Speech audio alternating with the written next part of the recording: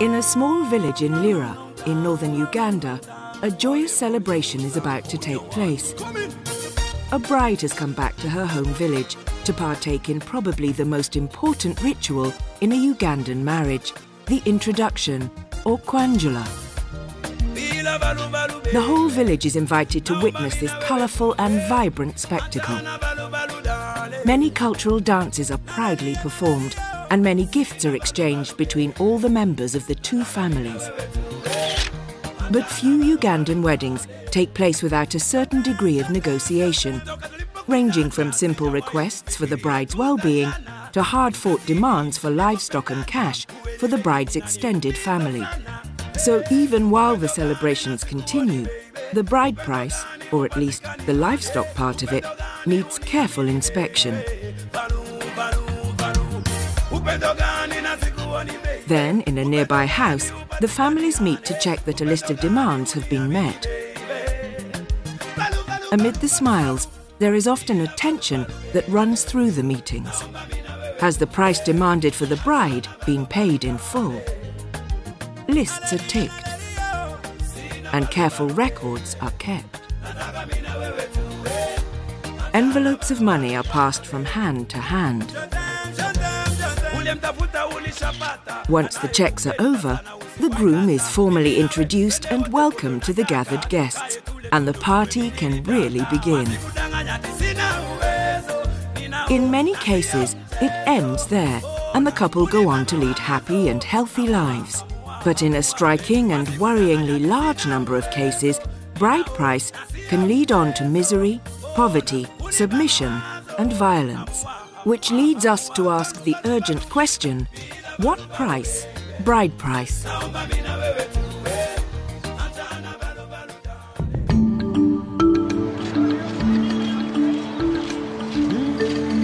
We travelled around Uganda to try to get a picture of what bride price has come to mean throughout the country and the effects it has.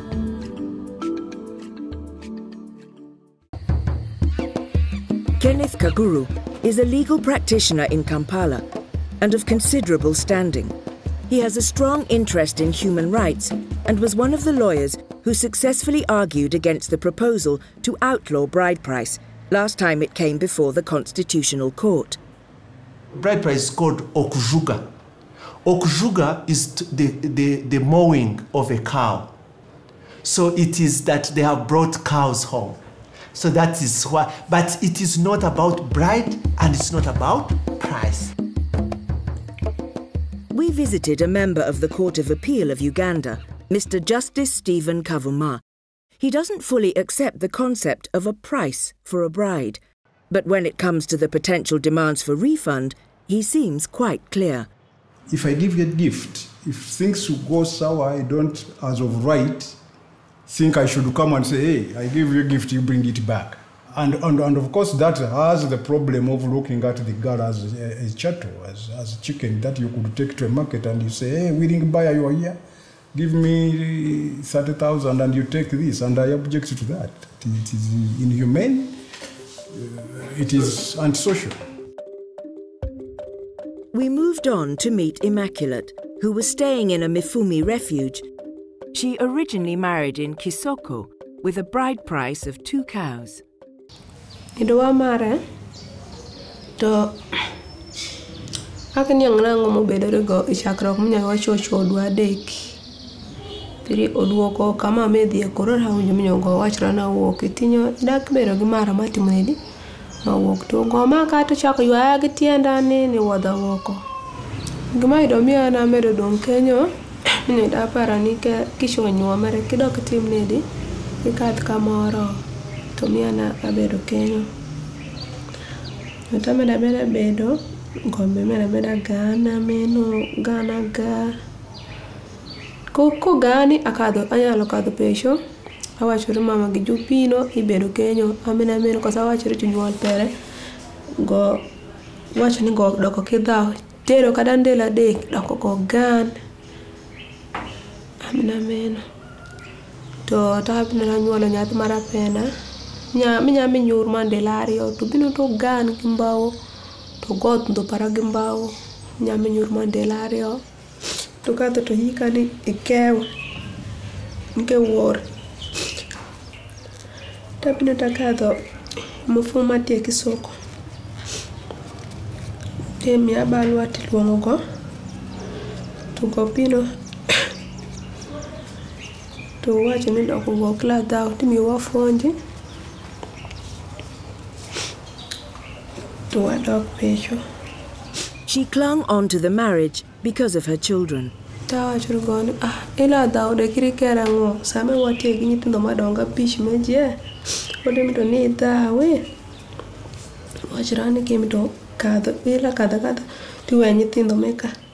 But the torments continued, and one night, after she tried to go to sleep, he came after her. To kone ko mach to kwanyo kibiriti to bino gini diro Kenya to gwero kibiriti to bolo kapara nyamito nika mach wangane to kibiriti no mako nanga to tho doko gwero man dok to bolo to meno bedo ko mako ka to meno be tho nyumara dek mere minyogo kido minyo sho gwero nyath para matin lo ngachra ni mama am to madho pi nyumnya am iyo nyathino pi to go ga man to chakre agango kod nanga.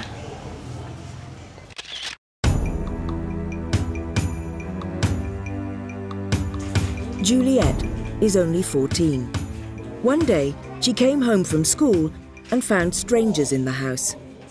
Nganolile mzali wese wambolali basoleli bano bechile bacheni na wochokhwali sinalumenti sena chata linga walabile khuchabe wese umwana wase tamanye sucha nsesomo kwase senkana khwali atawe.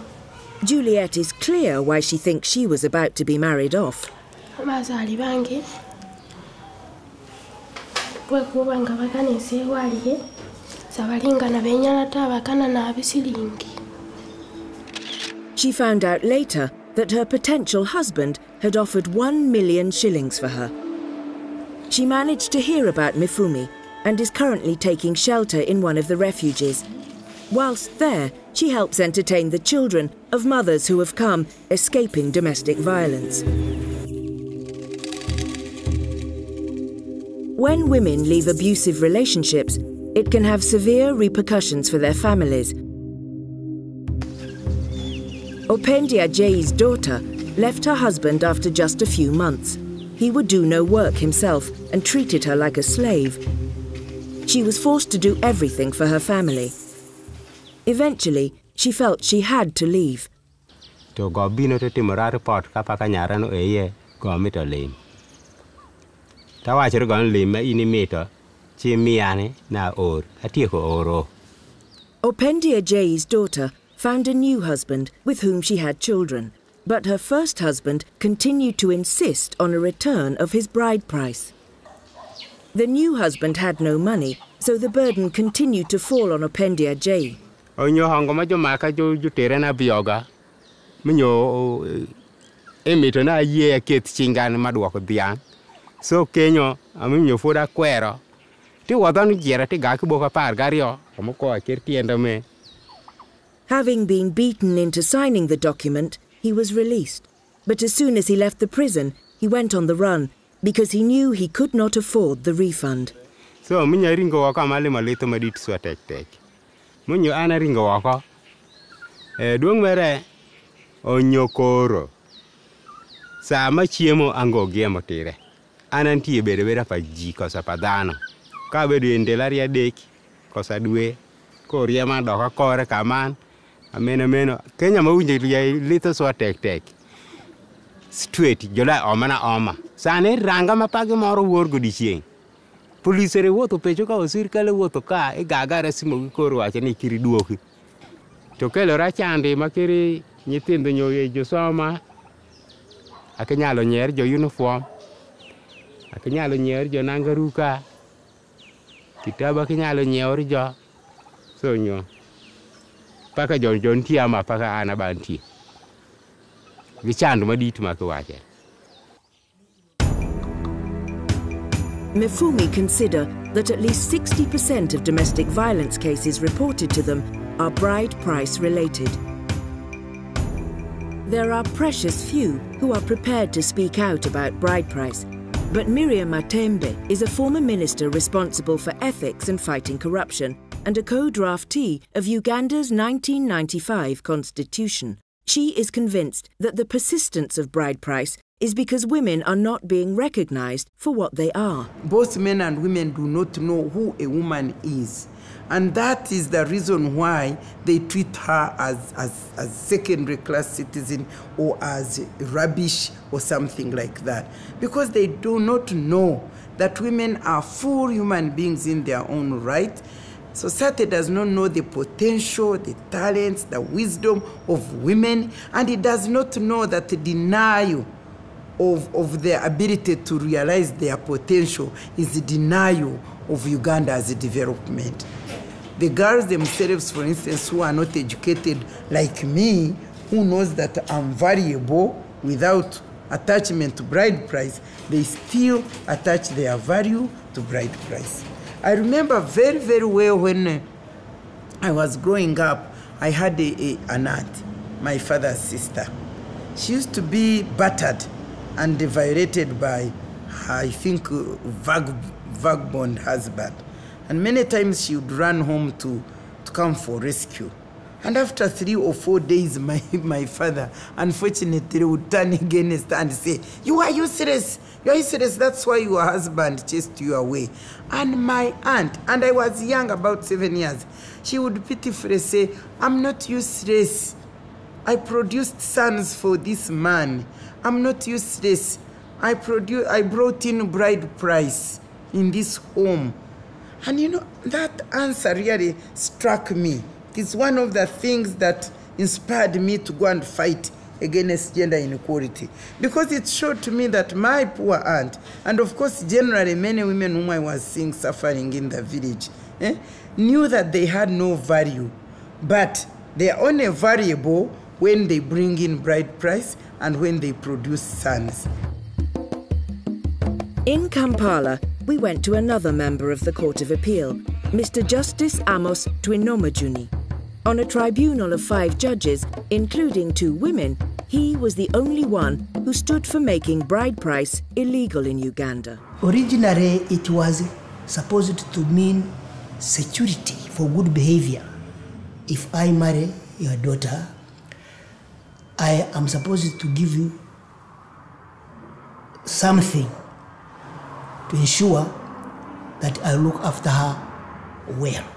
Also, it had the opposite effect of ensuring that the girl will behave well during the continuance of the marriage. But as of now, it does not mean that anymore.